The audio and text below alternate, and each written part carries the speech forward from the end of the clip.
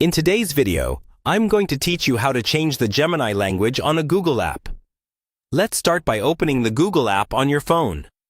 This is the standard Google app you use for searching the web, not Chrome or any other browser. Once the app is open, look toward the top right corner of the screen for your profile picture or first initial inside a circle. Go ahead and tap that. This opens your account menu, where you can control most of your Google app settings. From this menu, you'll see an option labeled Settings.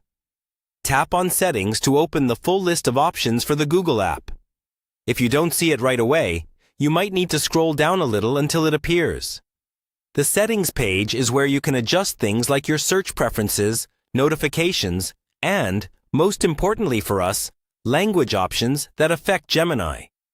Inside Settings, look for an option related to Google Assistant or Gemini, depending on how it appears in your version of the app.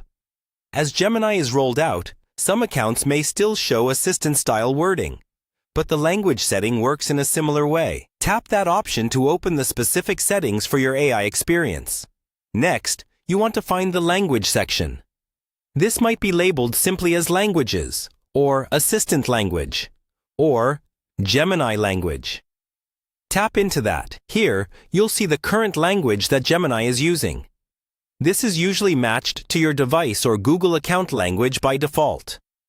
To change it, tap on the language that's currently selected. A list of available languages will appear.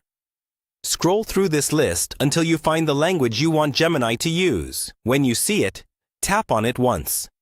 The app may take a moment to apply the change, and you might see a brief loading indicator. After selecting your new language, back out of the settings and return to the main Google app screen.